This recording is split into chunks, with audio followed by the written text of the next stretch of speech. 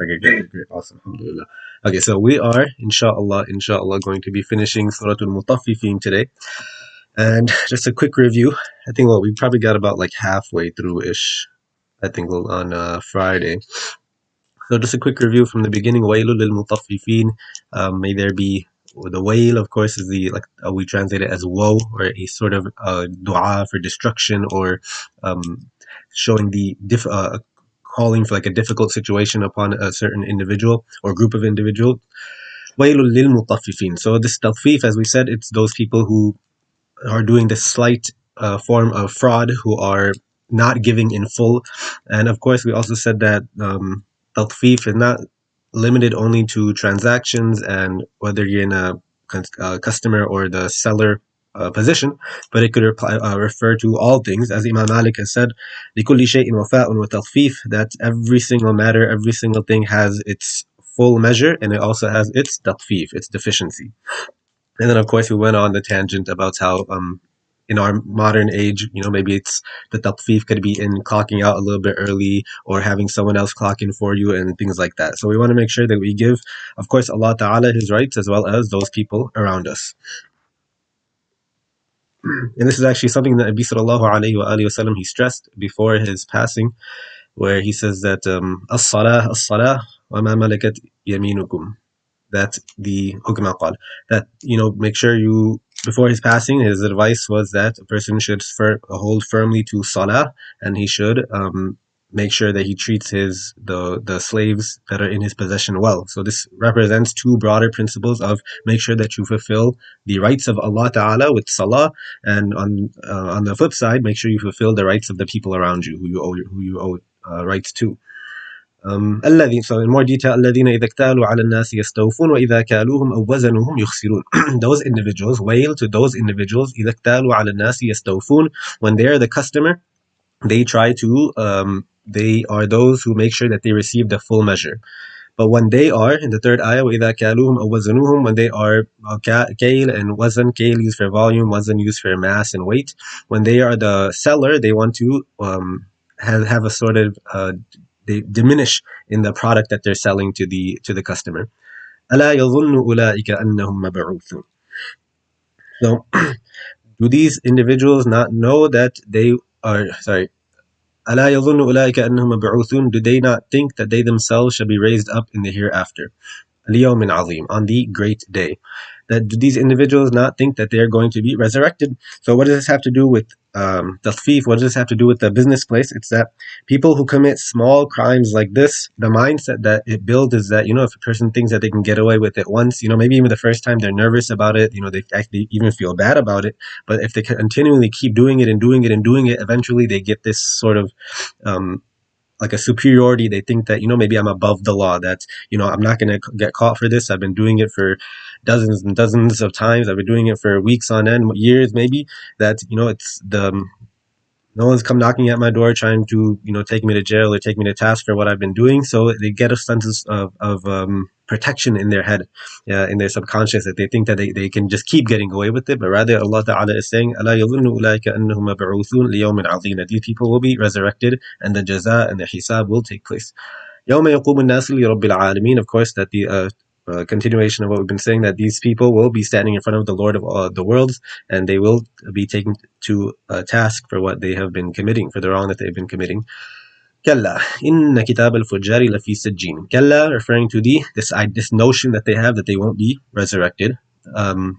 Never, that's not the case. Rather, inna kitab al-fujjari lafi sijjin. The kitab, the register, the roster of the fujjar, of these transgressors, is in sijjin.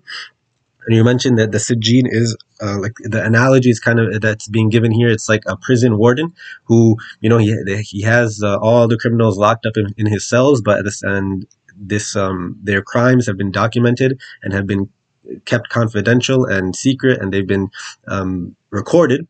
And in the warden's office, and he has all these people's crimes listed down, and what they're in for, how long they're going to be spending here. So that's the analogy almost as being given with the people of the hellfire and the kitab of their deeds.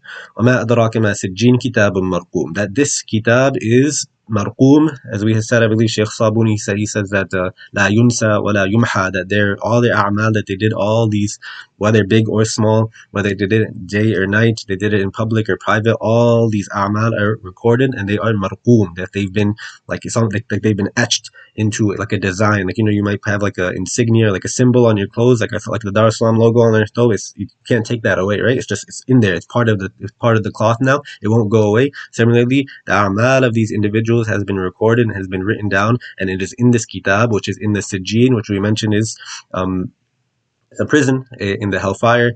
That is also very, very, it gives a ma'na of dayq as well. It's very narrow. So on top of these people are in the lowest of the low, and on top of that, they're also in a very narrow and constricted and uncomfortable place.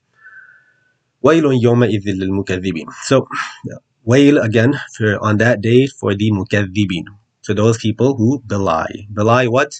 So what this ayah is showing is that the asl of all of this one crime that they have, this juz'i, this particular crime that they have of tatfif, it's stemming from a bigger problem, which is takdhib, or the fact that these people are mukaththibin, the fact that these people belie and they do not believe and they deny in resurrection, in having to and being judged for the a'mal that they've committed in this dunya. الَّذِينَ يُكَذِّبُونَ بِيَوْمِ الدِّينِ. And on top of that, of course, these people are denying and belying the Yawmuddin, the day of judgment, the day in which all of mankind and all of creation will be judged for the a'mal that they have done in this worldly life.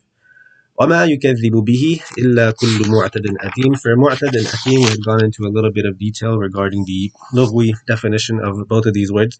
And the only individuals who deny of this, bihi, of the Yawmuddin, are those who are mu'tad and athim. So, as we had said, mu'tad comes from i'tida, ayn, dal, ya, on the bab of iftial, that it is someone who violates someone else's rights.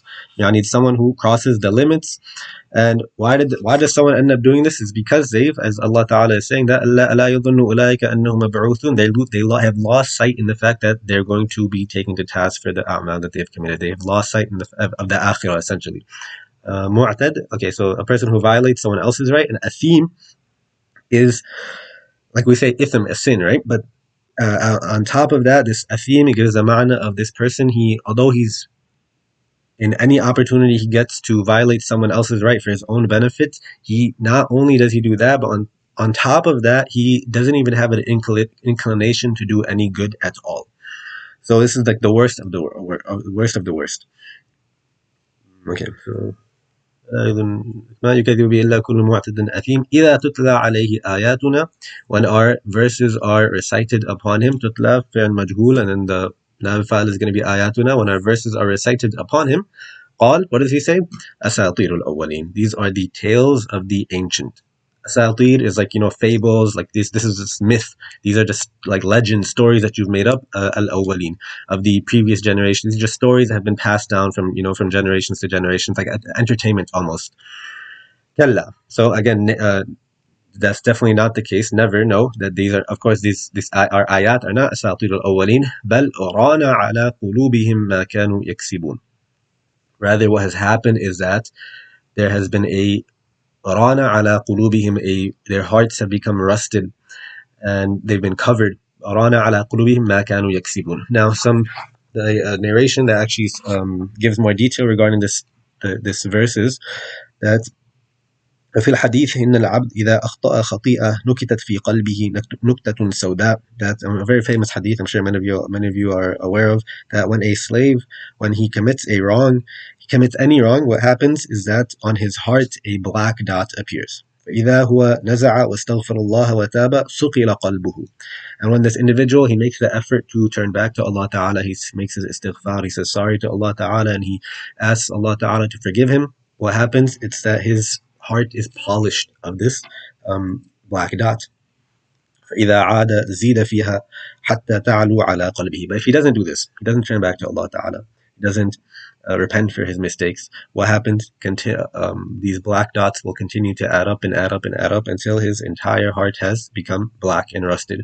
So this is وهو الران الذي ذكر الله في كتابه. This is the Ran that Allah Ta'ala is talking about in the verse.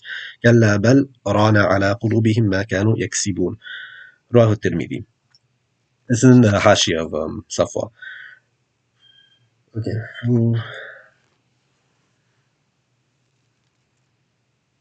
Due to that which they have committed.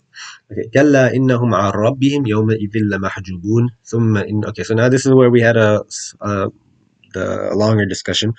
So كلا إنهم عن ربهم يومئذ لمحجوبون. Rather, these individuals from their Lord, they will be on that day. They shall be mahjub, from like hijab. They shall be. They won't be able to see him. They'll be cut off from him. That's number 15. You translate it as, no, indeed, the day of judgment is true. Most surely on that day, they shall be veiled from seeing their Lord. So now a couple of things regarding the nahu of this ayah. First, as we discussed, I think this may be like a third, fourth, fifth time talking about the principle, تقديم ما حقه تأخير يفيد الحصر. That when you, in the sentence, grammatically, if you bring something earlier than its normal position in the sentence usually is, this gives the additional meaning of hasr, of exclusivity. So, ثم إنهم عن ربهم. That عن ربهم is being brought first, meaning that these people from their Lord, they shall be veiled. And what is it that they won't be veiled from? What is actually what Allah Ta'ala discussed in the previous surah when He says, where is it at? وَمَا هُمْ عَنْهَا بِغَائِبِينَ.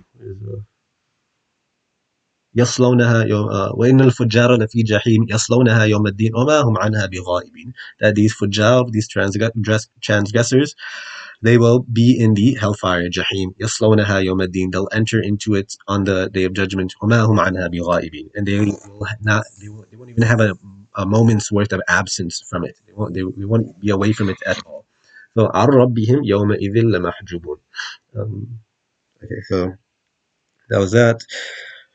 Yes, they'll be forced to look at Jahannam. Okay, now the second thing was regarding this set of verses was the mas'ala of ru'yatullah. This is a aqidah issue, and let me just read what Sheikh Khabuni says here. He brings two quotations of, he says, okay,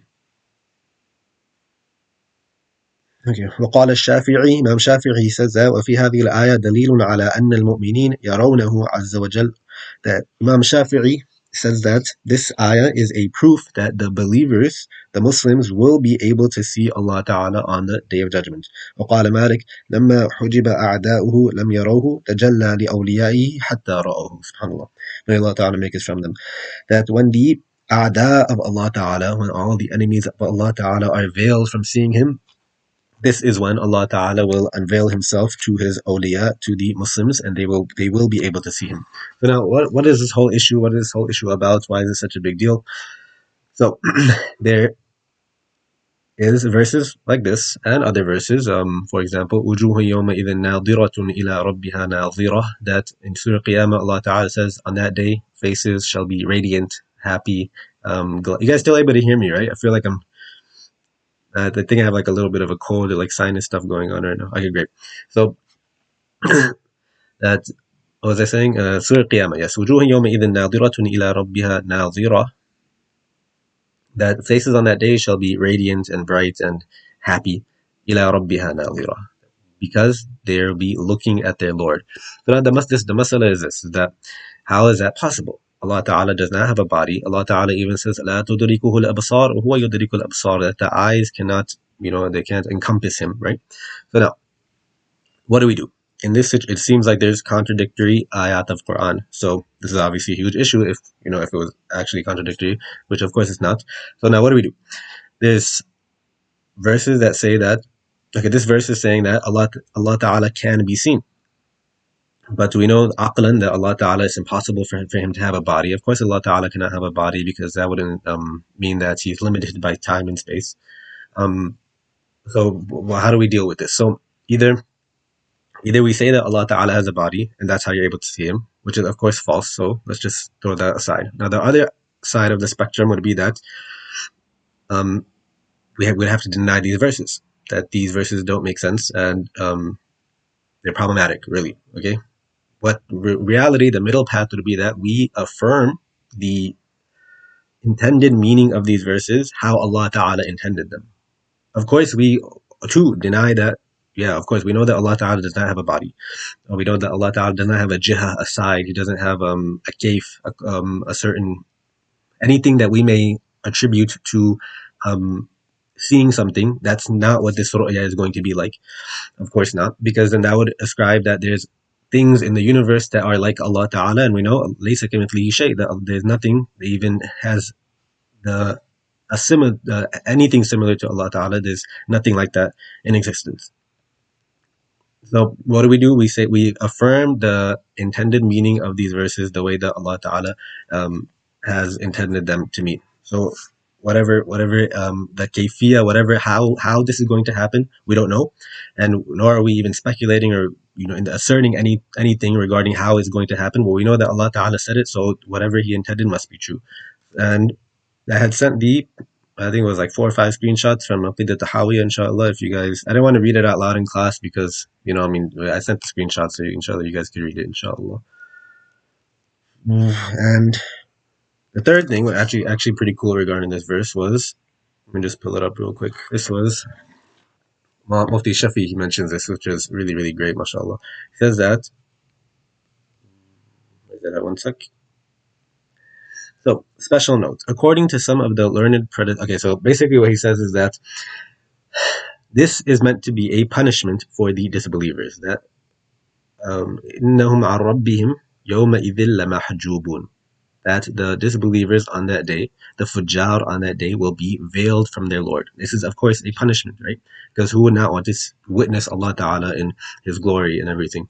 Who would, that these people will be veiled from Him. And this, if this is a punishment, then it must be applied to all these individuals. Because if it wasn't a punishment, then this ayah would not apply to certain people. And that can't happen, because Allah Ta'ala is saying that these people, this is a punishment for all the people who have for all these fujjar who are involved in all these sorts of things. So what this is really showing is that what Mufti Shafi says, that according to some of the learned predecessors, this verse is a proof that man, by virtue of his innate nature, is forced to love Allah Ta'ala. Therefore, all believers in the world, no matter how deeply they are steeped in their form of disbelief, or they hold false belief regarding Allah Ta'ala and His attributes, there is a common denominator in their hearts, which is that they love and respect and honor Allah Ta'ala, and they worship Him according to their belief system in quest of Him and His pleasure. Because they have taken the wrong road, they are unable to reach their destination, but they are nonetheless in search of the same destination of truth. If they did not have the desire to see their Lord, if they did not have the desire to see Allah Ta'ala, it would not have been said in their punishment that they will remain deprived from seeing Allah Ta'ala. Because if a person is not desirous of seeing Allah Ta'ala, then this is not a punishment for him. Which I thought was really neat and a great istidlal from this ayah, mashallah. And I think this was where we had left off. One sec. I think we did 2 more. Then they shall enter into the fire. So this is actually this is ayah number 16. Did I forget anything? No, so the ayah number 16, which is also, again, very, very similar to an ayah in the previous surah where Allah Ta'ala, actually we had just mentioned it, يَصْلَوْنَهَا يَوْمَ الدِّينِ. So,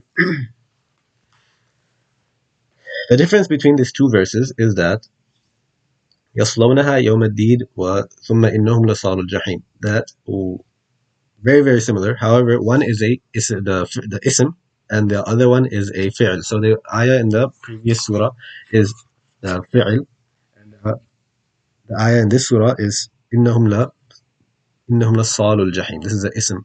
And of course, ism is as we've discussed, a person doing a fi'l once does not, you won't call the person by that ism, the ism fa'il of that. I think that if Arsalan was here, I'm sure you'd have another laugh. The example of a player, where you say like someone who plays basketball as opposed to a basketball player. So when you say the ism fa'il for a certain individual, that means they are constantly involved in this fi'l. So now the stronger innahum lasalul jahim is being used here, we can see the context is much, much, much more intense, really. That Allah Ta'ala is describing what's going to happen to them on that day. These individuals they won't be able to see him. These individuals will be forced to look at Jahannam. He's talking about how they're going to be in the Sijjin, they're going to be in like the worst pits of hell, and he's talking about how they have i'tida and they're athim and all these things, what they used to say, asatirul awwaleen, all these different qualities. Then what does Allah Ta'ala say? He taps it off by saying, innahum lasarul jahim, that the ism is being used here to show that they will be casting themselves into the Jahim, the hellfire. As opposed to previously in the surah, I was just mentioning it very briefly. ثم يقال هذا الذي كنتم به تكذبون. Subhanallah, ثم يقال, it'll be said, majhul again. Because why? Allah Ta'ala has already said 2 ayahs ago, He's going to be mahjub from them. So He's not going to be, of course, if He's already mahjub from them, He's not going to be speaking to them. So ثم يقال هذا الذي كنتم به تكذبون. The Sheikh Sabuni mentions that هذا ثم تقول لهم خزنة جهنم, that the guardians, that the keepers of Jahannam, they're the ones who are going to be saying this to them, على وجه التقريع والتوبيخ, in a very condescending manner, هذا العذاب الذي كنتم تكذبون به في الدنيا. That this is the punishment that you used to belie while you were living in the world. Now, I think this is where we had left off. Had I uploaded the video for the for Friday's class? Did that end up uploading or no? And you guys were able to check on the... Okay, cool. No? Okay, I'll just check again. Maybe I'll... yeah, if it's not uploaded, inshallah, I'll just upload both videos tonight. I'm sorry for the delay.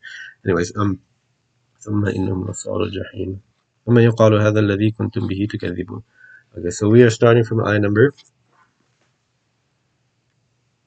18. Okay, so of course now we're after discussing the وبعد الحديث عن حال الفجار, after discussing the situation of the fujjar and the disbelievers, ذكر تعالى نعيم الأبرار. We're now going to be discussing the situation of the believers in paradise. May Allah Ta'ala make us from them. So, كلا إن كتاب الأبرار لفي عليين. Any volunteers from ayah number 18? Yeah, 18. Anyone want to do the tarjuma from 18 to 21?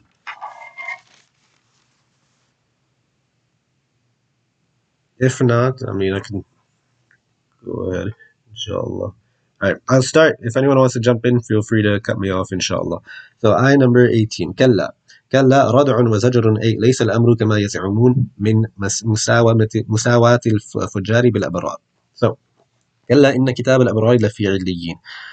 That this is not, the skalla is for saying this is a preventing, and it's, like we said, it's a disapproving particle. It's a harf that shows the disapproval for something, that this is not the case, that the fujjar and the abrar are in the same boat. No, definitely not. إن كتاب الأبرار لفي عليين. Rather, the book of deeds of the virtuous is in the illiyin. So now, what is illiyin? There's quite a bit of opinions about this, but we'll just stick to some of the main ones. That illiyin, he says that, okay, let's just read Sabuni first. كلا إن كتاب الأبرار لفي عليين وهو مكان عال مشرف في أعلى الجنة. وقال في التسهيل. So he says that the عليين is a very, very high the highest station in Jannah, and it's reserved for like the elites, these abrar. We're gonna see who it's reserved for, inshallah. هو مكان عال مشرف في أعلى الجنة. It is a very, very high place, a noble place in the highest levels of Jannah. قال في التسهيل لفظ إليين للمبالغة وهو مشتق من العلو. That this إليين is on this scale for مبالغة, for emphasis, and it's mushtaq, it's derived from علو, something being علو, something being high and lofty. Ali comes from this word. لأنه سبب في ارتفاع الدرجات في الجنة، أو لأنه في مكان علي رفيع فقد روى أنه تحت العرش. And it is also, like we said, it's a very, very high place, and it's mentioned that this place is under the arsh. So I had pulled up there's a very lengthy narration that inshallah I could send to you guys on the chat. But basically the narration says that, very, very lengthy narration of Bara bin Azib, where he says that when individuals pass away, the disbeliever pass away, and then the narration kind of talks about the description of what happens to these souls. I don't think this is a separate one. I think from what I had shared earlier from a couple of classes ago regarding Surah Nazi'at. But he says that these angels they take his soul up and they do not bring it past a company of angels without their asking, who is this good soul? Meaning these angels they ask, who is this good soul that you've been delegated to remove his soul from his body. And this angel will reply, he is so and so, son of so and so, using the best of his names by which people called him on the earth, meaning that this angel himself is going to be praising this individual. Then they bring him to the lowest heaven and ask that the gate should be open for him. This is done, meaning that this person will enter into this heaven, and from every heaven, its angels escort him to the next heaven till he is brought into the seventh heaven. So this pious soul, what has happened? He's pretty much honored. He's like the VIP and going into the different layers of Jannah, and these angels are they're asking regarding who this individual is, who's this amazing individual, so that they could, and showing the nobility and the honor that Allah Ta'ala grants to pious believers. That this is the, okay, we read that. Okay. They escort him to the next heaven until he's brought to the seventh heaven. And then Allah Ta'ala, as Allah Azza wa Jalla says, record the book of my servant in the Illiyun. So this hadith kind of gives the meaning that this Illiyun is a place in Jannah. Inshallah, I'll send this. It's pretty lengthy. It's really, really long, actually. Inshallah, I could send you guys the link for this narration. وَمَا أَدْرَاكَ مَا عِلِّيُّونَ. And what do you, what tools do you have? How could you possibly even know what this عِلِّيُّون is? And do you realize what is عِلِّيُّون? كتاب مرقوم يشهده المقربون. So, oh, actually, I didn't mention the other opinions. So, it could عِلِّيُّون could either be this place, or it could be referring to the angels that are designated in this place. So it's either like the makan, this very very high station, or it is the angels that are responsible to guard the book of deeds of these pious individuals. So now, what does this do for a person? It's that now this individual gets the guarantee of his place in Jannah, and all of these angels and the other pious people that are with him in this station, this very very high station that is تحت العرش, under the throne of Allah Ta'ala. Now these people are also his witnesses on the day of judgment. Now this person, he has like a sort of peace of mind before his jaza and his hisab, before his deeds are weighed, and whether he's going to be going to Jannah or Jahannam. This is a sort of peace of mind that is offered this individual. So Kitabun Marqum. It is a inscribed book. As we had Marqum, again we had said that it's like that inscription that can never be erased. Yashhaduhul muqarrabun. These very very the muqarrab individuals are witnessing this. Okay. So he says, كتاب الأبرار كتاب مسطر مكتوب فيه أعمالهم. That this كتاب الأبرار, it's very noble. Their أعمال have been inscribed in it. وفي عليين في أعلى درجات الجنة. It is in the عليين, the highest station of paradise. يشهده المقربون. These people who have been brought close from تقريب, قافرة, something that's been made قريب من الملائكة, that these angels who have been brought close, these are the angels who will witness that this person is indeed part of this group of abrar whose name and his deeds have been written down and have been preserved. يشهده المقربون إن الأبرار لفي نعيم. Ayah number 22.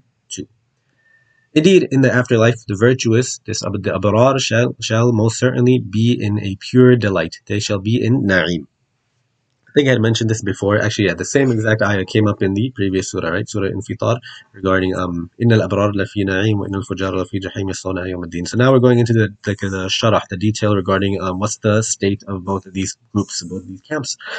إن الأبرار لفي نعيم أي إن المطيعين لله في الجنات الوارفة والضلال المبتدئ يتنعمون. That these people who obeyed Allah Ta'ala shall be like basically submerged in this na'im, that wherever they look, anything that they look at, any direction they turn, it's like they're completely surrounded in this na'im, that it's all around them and they can't escape it at all. That they're just at every single moment, it's just pure bliss and happiness and delight. عَلَى الْأَرَائِكِ يَنْظُرُونَ. That these individuals will be now, they'll be reclining on these couches and they'll be looking. That they're upon canopied couches, they shall look about. He says, عَلَى الْأَرَائِكِ يَنْظُرُونَ. Which is interesting, على الأرائك ينظرون, because we notice that, in our, like, whenever we try to recline and relax, and we're laying down and we're super duper comfortable, but then you want to look around and and see something, you would actually have to get up and get out of like the comfort zone. But Allah Ta'ala is saying that the comfort is also very, it's efficient as well. Like, now you're laying down, you're super duper comfortable, like you're just chilling. But Allah Ta'ala still, that's still like the best view. It's not like if you wanted to look at something, you would have to like get out of the comfort zone to move your body and actually exert yourself. Even that much exertion, even that much work, you wouldn't have to do in Jannah, subhanAllah. تعرف في وجوههم نظرة النعيم.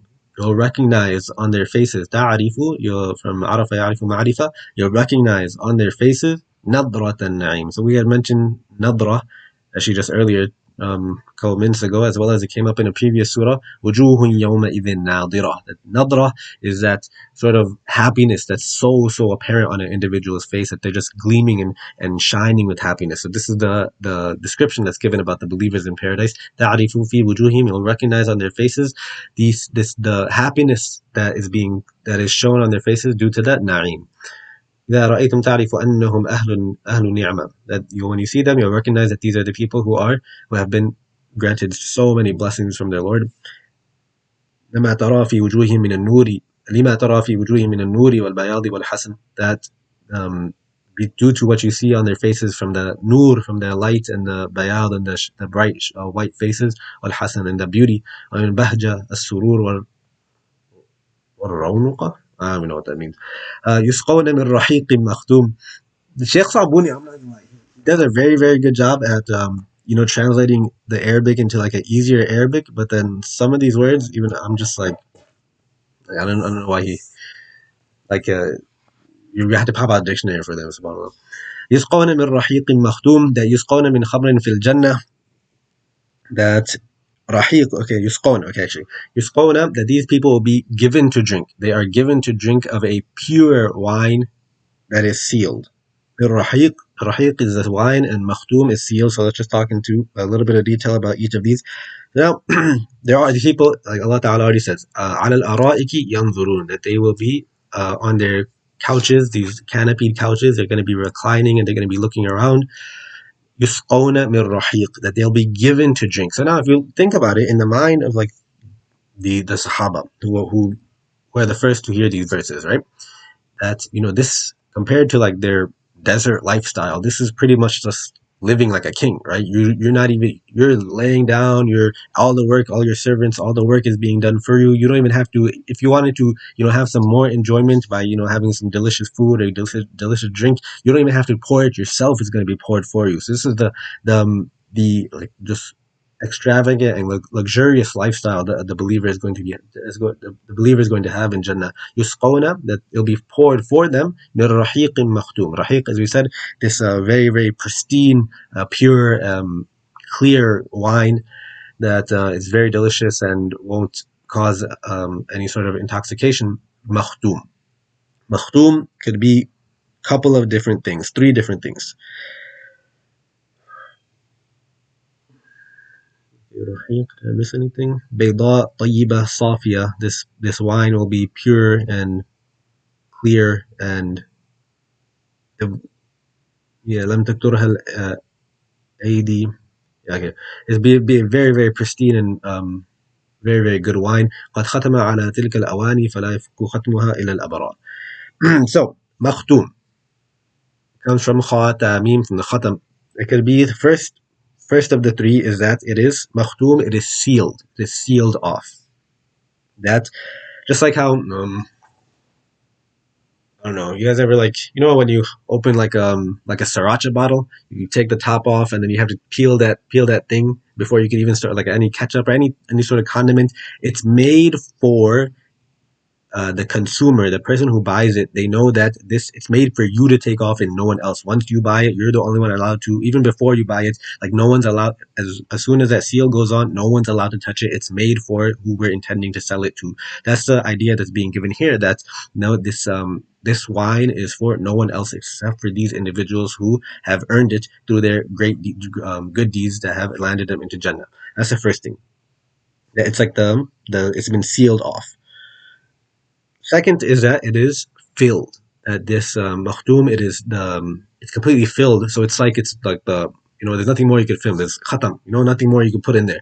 It's like how Nabi sallallahu alaihi wasallam is khatamun nabiyyin. That he's the last. There's nothing more. There's nothing more you could add. He's the last one. There's no. I think the hadith, the very famous hadith of Nabi sallallahu alaihi wasallam, he talks about the finality of his prophethood, where he says that the prophethood, it's like a house, something to the like of this. And it's a very very beautiful house, but and I'm the last brick that you put in to complete the house, pretty much, is showing that he's also affirming that he is the final prophet, and that it's the last brick. If you have the most beautiful house, but then you have like one brick missing right above the front door that everyone can see when they drive past the house, they're gonna be like, oh yeah, great house, but like, why is that brick missing? So now Nabi sallallahu alaihi wasallam, he's like that final brick that just finish. He's the final touch that just makes everything so much more beautiful. Um, okay, that's the second meaning, khatam, of being filled. So sealed off, filled, and the last is, this is what I remember. I feel like this was the opinion that we had mentioned when we were in class. However, it seems like the third opinion of regarding like the in terms of popularity among whatever. It's the last sip. The khatam, again, like the last sip that you have from this wine. It's going to be khitamuhu misk. It's going to be very very fragrant. It's going to be the fragrant of this final sip will be that of musk. Or so now khitamuhu misk. It's the khitam, whatever of the three opinions you take, and then it'll be musk. So either the seal itself, like you have like we said, yeah, we have like the the seal on top of the bottle. That seal itself will be its fragrance will be that of musk, or it's so full that the liquid itself has a nice smell, or the last sip, it's going to be um, enjoyable throughout. Of course, that this wine that the believers will be drinking will be this tastes absolutely amazing, like nothing of this world, of course. But that last sip, it will have the scent of musk. ختامه مسك. Yeah, that's what آخر الشراب تفوح منه رائحة المسك. وفي ذلك فليتنافس المتنافسون. And in that is a very very famous ayah. I'm sure you guys have heard this as well. وفي ذلك, then for this, in this وفي ذلك فليتنافس المتنافسون. Let the competitors for God's pleasure compete. Let those people if you want to compete about anything, you want to compete for any sort of worthy goal, any sort of worthy prize, any worthy trophy, this is what you should be competing for. So this is kind of giving creating that, or aiding that idea of like a healthy spiritual competition, pretty much. That وفي ذلك فليتنافس المتنافسون, that between the Sahaba, like we said, it's this. Although it's a very very tough time to be in Mecca and to be oppressed and to face all this ridicule and all this hardship and to take all like the bullying of these Quraysh. في ذلك فليتنافس المتنافسون, that this competition that you're having, the prize is definitely going to be worth it. And the more you do, the more you give da'wah, even though you're going to get that, like the more vocal you are with your Islam and you're in Mecca, the more you're going to be beat upon. That this is what you should be competing towards, and this will allow you to be from these abrar, and to gain all these different ni'am that Allah Ta'ala has been mentioning with these past several ayahs. قول الطبري التنافس مأخوذ من شيء نفيس. Tanafus, it comes from uh, you're competing for something that's so desirable, something that's so noble, and something that everyone wants. الذي يحرص عليه الناس, that every single individual wants this thing. تشتهيه تطلبه نفوسهم والمعنى فليستبقوا في طلب هذا النعيم. So now Allah Ta'ala is encouraging that people compete in gaining these rewards that he's laid out in these several ayahs. مزاجه من تسنيم. But it doesn't even stop there. Allah Ta'ala says, وَمِزَاجُهُ مِن تسنيم. This drink that these abrar will have, there's a certain mixture in them, which is min tasneem. This mixture is that of tasneem. Now, tasneem, يمزج ذلك الرحيق من عين عالية رفيعة هي أشرف شراب أهل الجنة وأعلاه تسمى تسنيم. So the greatest drink, even more. So right now we're talking about the wine, rahiq, makhtum, this wine, this beautiful, amazing, super enjoyable wine. It's been mixed with tasneem. And what is tasneem? عينا يشرب بها المقربون. It is a spring. It's fountain, a spring from which only those that have been brought near may drink from. Meaning, showing what? Two different things. That A, هي عين في الجنة يشرب منها المقربون صرفا.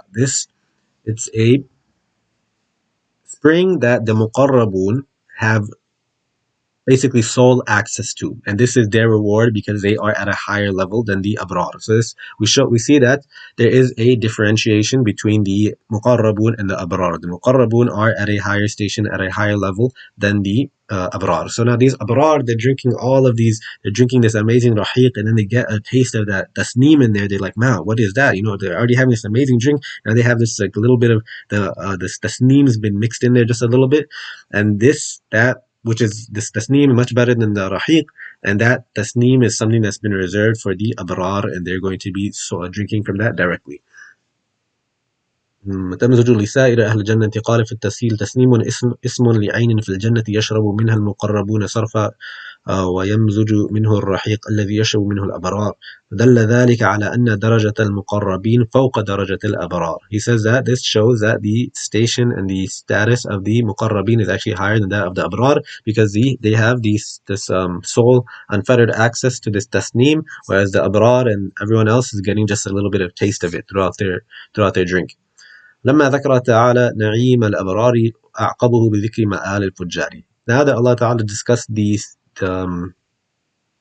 different ni'mas of the abrar that the virtuous individuals are going to be experiencing, he follows it up by mentioning the condition of the fujjar, of the transgressors. تسلية للمؤمنين وتقوية لقلوبهم. This is meant to be a tasliyah, as I think this had come up before in Surah Nazi'at, that it's meant to be like a consolidation, or it's meant to console to the believers and to let them, like emotional support for them. وتقوية لقلوبهم, to give strength to their hearts. فقال إن الذين أجرموا كانوا من الذين آمنوا يضحكون. That indeed those in life who trespassed against Allah Ta'ala used to laugh at those who believed. إن الذين, indeed those who أجرموا, who committed wrongs, كانوا من الذين آمنوا يضحكون. How did they treat the believers? They used to laugh at them. Ayah number 29. Oh, one thing I forgot to mention was فِي ذَلِكَ فَلْيَتَنَافَسِ الْمُتَنَافِسُونَ. This ayah is not just for the Sahaba, of course, but for us as well, that it's encouraging a spirit of healthy competition, right? That people should actually compete with each other in order to do good deeds. Of course, making sure we have the proper niyyah, but it's just something that helps people, and helps them do more good deeds. I'm sure, in our time at DS, you guys, where for like the Sierra conference or like the retreat or something like that, there was like a competition, I'm sure, between like the A, B, C class and all those things about whoever does the most salawat will have like a pizza party or something like that. I think that's what we're doing with the Hifz kids right now. Whoever does the most salawat, then they get a pizza party. So it's something that, of course, it's not saying that you don't want to just like when it's not promoting like having a bad intention. Rather, it's just something that can encourage people to do more good deeds. What was I going to say though? So, في ذلك فليتنافس المتنافسون. That this is what, if you're going to compete for anything, it should be for this huge and amazing reward that's out of this world, literally, that no one else could give you except for Allah Ta'ala. But what are these disbelievers doing? As Allah Ta'ala mentioned, وَيْلٌ لِلْمُطَفِّفِينَ. What are you guys competing for? You're just trying to scrape pennies. You're trying to just, make sure when you're the customer, you're just trying to make sure you get every single thing you can. Maybe stealing something. Maybe try to force the guy to give you something a little bit extra. Try to get something without having to pay for it. And when you're the seller, you're just trying to um, I was saying that tatfif is for when they used to scale like rice or wheat or whatever, they would just make sure that they were giving 99%. So what are these guys doing? They're competing to gain. They're just trying to get the edge on their competitors, on their business competitors by just scraping off a few dollars. Whereas Allah Ta'ala is saying that if you really want to compete for something, these are the rewards that you should be competing for. You shouldn't be trying to like pinch pennies, and that's what your whole maqsad is in life. SubhanAllah. So where are we at? I number. إن الذين أجرموا كان من الذين آمنوا يضحكون. That those in life they trespassed against Allah Ta'ala. Ayah number 29. Sorry. So ayah number 29. Let's read it. أي إن المجرمين الذين من طبيعتهم الإجرام وارتكاب الآثام كانوا في الدنيا يضحكون من المؤمنين استهزاء بهم. That these mujrims, these sinners, that it was just in their nature to always transgress and to just gain sin. That what would they do while they were in the worldly life? They would laugh at the believers, trying to mock them and ridicule them. قال في التسهيل. He says, نزلت في هذه الآية في صناديد قريش كأبي جهل وغيري. That this ayah is revealed regarding like these big leaders of the Quraysh. What would they do? What would these like Abu Jahl and people like him? What would they do? مر بهم علي بن أبي طالب وجماعة من المؤمنين فضحكوا منهم واستخفوا بهم.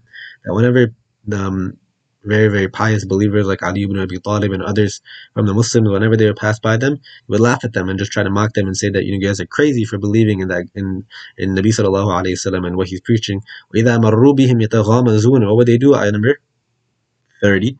That when they would pass by them, they would يتغامزون. They would do ghams. Ghams is that they would make ishara with their eyes. They would, they would like roll their eyes at someone, and this is amazing because Allah Ta'ala, He's capturing this like their eye movement. Allah Ta'ala is capturing this crime that they would do with their eyes. So now imagine like if Allah Ta'ala is calling them out for something small like this, like what is it, like the punishment that they're going to receive for all their even bigger crimes like boycotting them and killing them and going to all these things. I can't even imagine what type of punishment that these individuals will go through. وإذا مر هؤلاء المؤمنين بالكفار غمز ببعضهم بعضا بأعينهم سخرية واستهزاء بهم.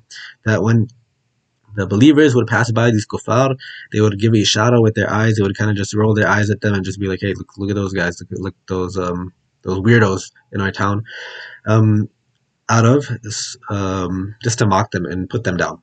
قال المفسرون كان المشركون إذا مر بهم أصحاب رسول الله صلى الله عليه وآله وسلم تغامزوا بأعينهم عليهم احتقارا لهم وازدراء يقولون جاءكم ملوك الدنيا يسخرون منهم لإيمانهم واستمساكهم بالدين. They would say that these individuals, they would laugh at them and they would say, "Oh, the kings of this world have come to us." That's what they would say to the believers. يسخرون بهم منهم. They're just trying to mock at them due to their iman and due to their istimsak bid-din, due to their steadfastness in holding on to the deen.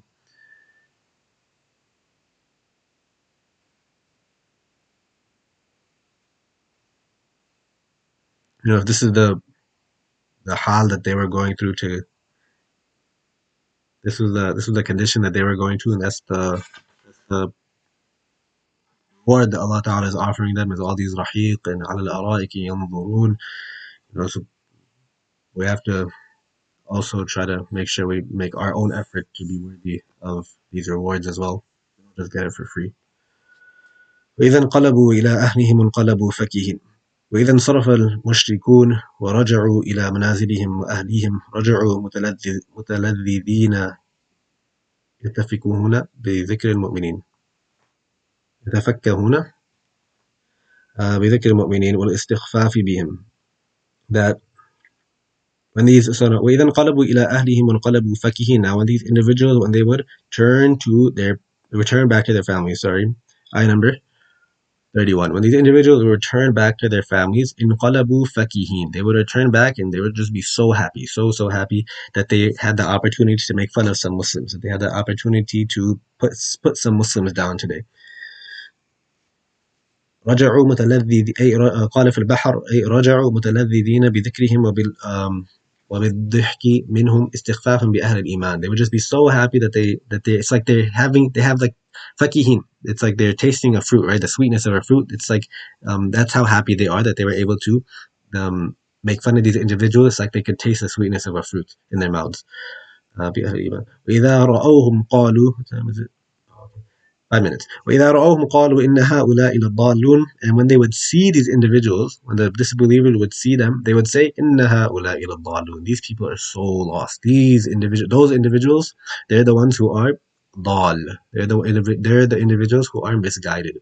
وإذا رأى الكفار المؤمنين قالوا إن هؤلاء لضالون لإيمانهم بمحمد صلى الله عليه وسلم وتركهم شهوات الحياة.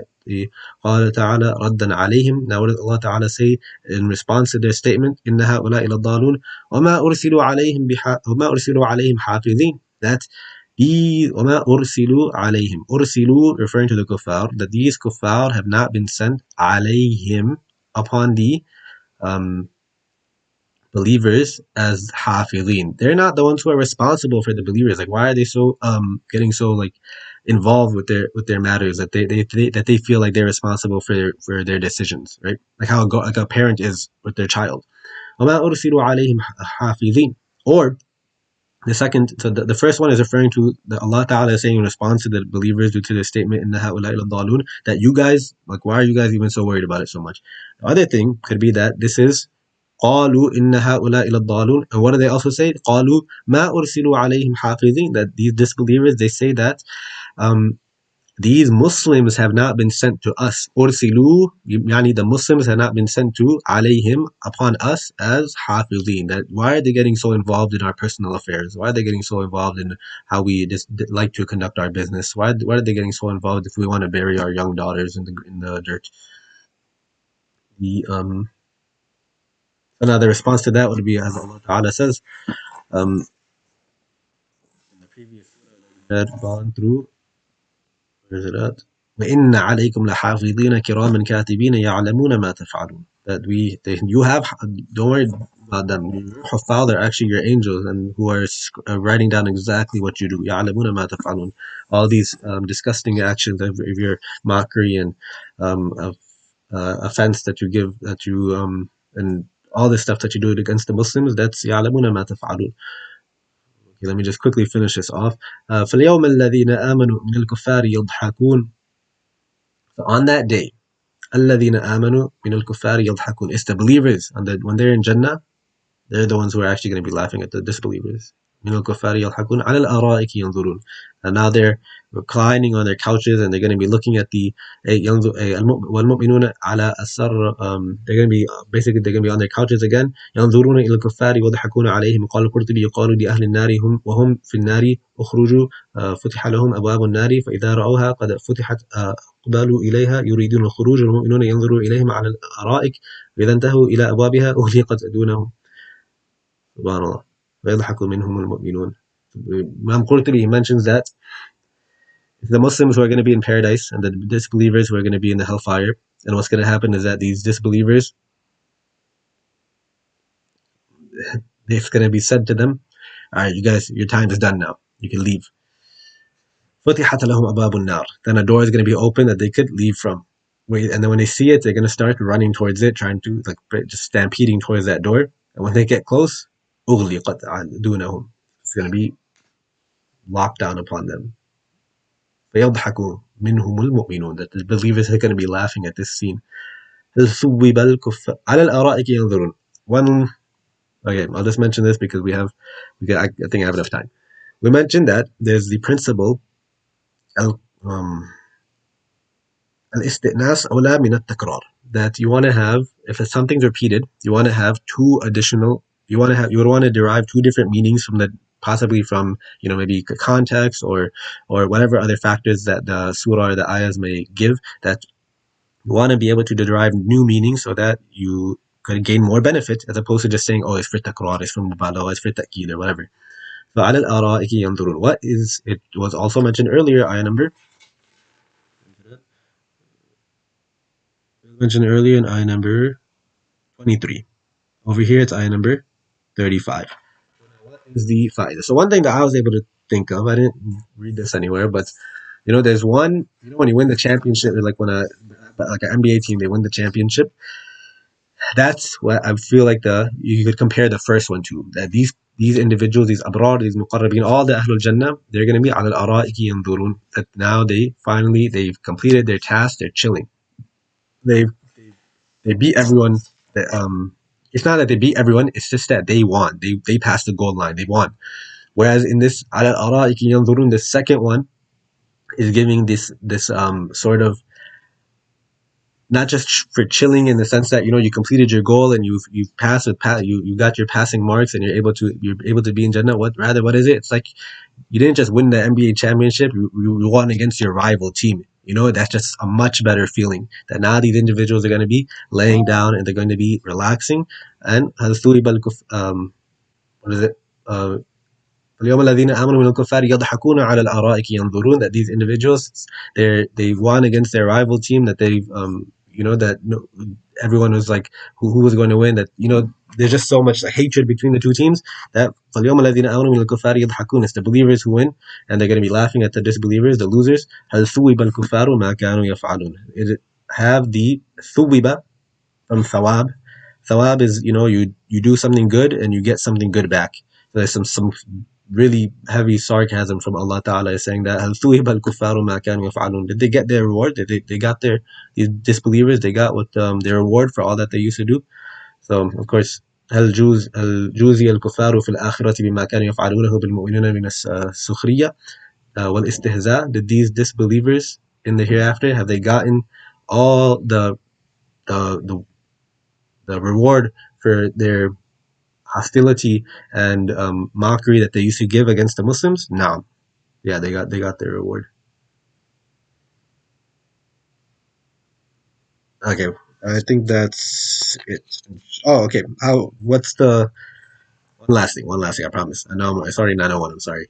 What is wailul lil-mutaffifin? Wow, we're talking about business. We're talking about money. We're talking about like people weighing scales. What does it have anything to do with the rest of the surah? Like, it's like there's one thing about like the first four ayahs are one thing, and like the rest of the surah is another thing about akhirah, pretty much. So now we said that these people, I think I mentioned this earlier. These people wanted some compensation. These people wanted some sort of just wanted a little bit of money. They wanted to cheat their sellers. They wanted to cheat everyone out of just getting a little bit of money for themselves. What does Allah Ta'ala say? هل ثوب الكفار? Did they get that little? They got that little compensation for themselves? This is the connection between you guys were just trying to compete for just a little bit of wealth in the dunya, trying to have a better life in the dunya, and you guys just threw away your entire akhirah. May Allah Ta'ala not make us from those individuals. May He make us from these al-abrar, al-muqarrabin, who are able to experience all of these different ni'am. Okay, sorry for going over time. Jazakumullahu khairan. Assalamu alaikum wa rahmatullahi wa barakatuh. If you guys want to go, feel free. Any questions? So, all right. Like, Hazrat, I didn't end the recordings.